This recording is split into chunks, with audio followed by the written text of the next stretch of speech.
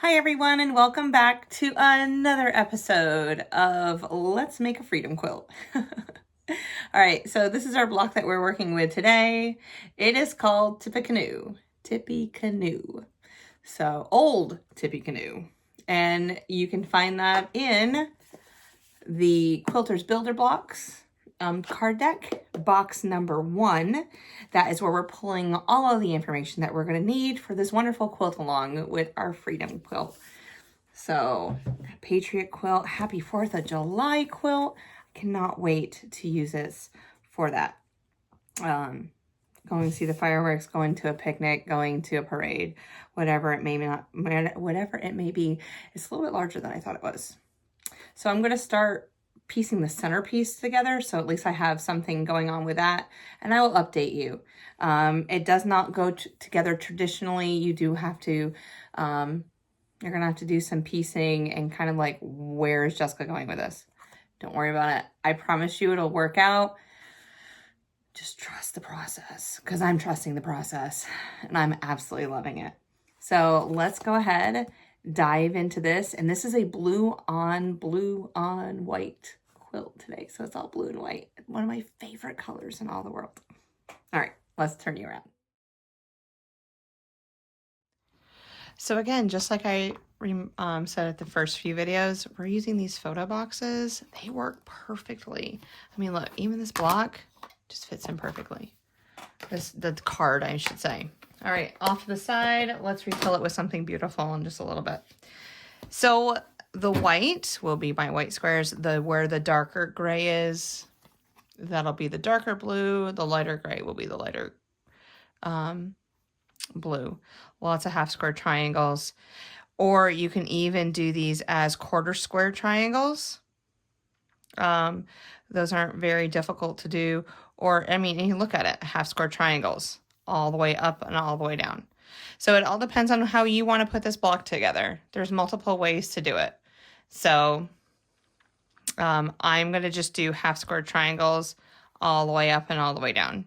That's going to be the simplest way for me and my brain. All right, let's go ahead and put it together. So let's divide all this stuff out. All right. So upper left-hand corner, I'm not going to worry about how the whites really look at the moment. And I'll just make sure that they're face up when I go to sew it. So anywho, this looks like an amazing block to work on. Oops, where am I going with that one? I don't know, girl. Oh, the pieces are just so little.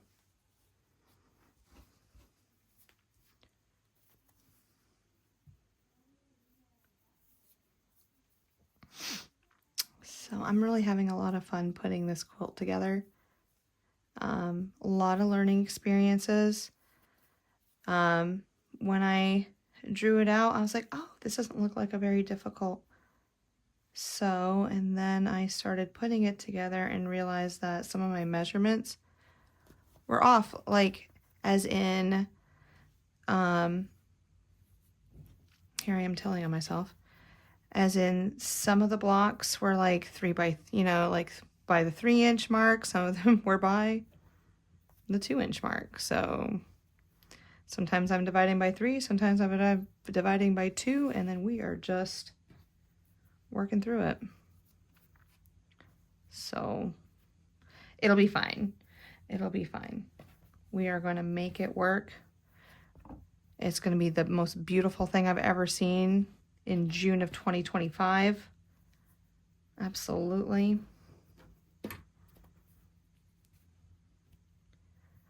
Oh, there must be a missing ones. Oh, no. There she is. She was hiding on me. All right, lots of half square triangles. And if you've watched my videos before, half square triangles, where is that sometimes? All right, So here's our layout. This is what we're going to be doing. We're just going to put together half square triangles. So the rows together, or the columns together, then the rows, and we'll be finished. This is going to be a pretty short video. You've all seen me put it together, and but we'll go one by one. I'll take a few pictures on my progress on the way through so that you can see how everything's laying. I'll even flip it over to the back and show you how I ironed everything. All right, let's get rolling.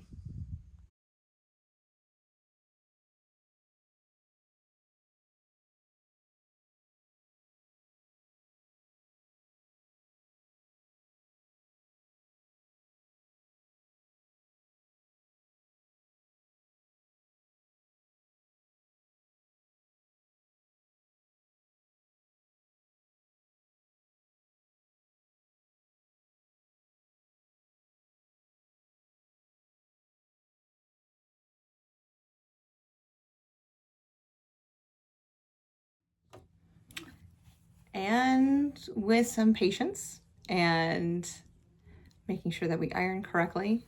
Ooh, let's look at the ironing up, and I kind of press everything to the light side, but you can see I kind of went this way, then this way, this way, and this way. It works. Old Tippecanoe is now complete.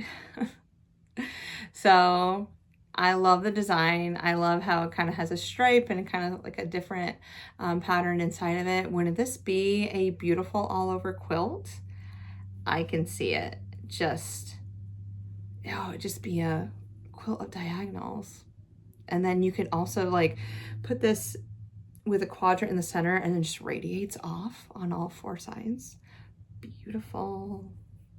Anywho, so here she is. She's all done. This finishes at 6.5 unfinished size, and it'll be a 6-inch size inside the quilt finished. So there we go. Another one complete. Let's go ahead and put it in the box. Whew, 2 down, 10 more blocks to go, some flying geese and some pinwheels. We can do this because we're amazing and we're having fun, and that's really what this is all about. So I will see you on the next video. Thank you so much for following along. Thank you for hanging out with me, and I will see you soon. Bye.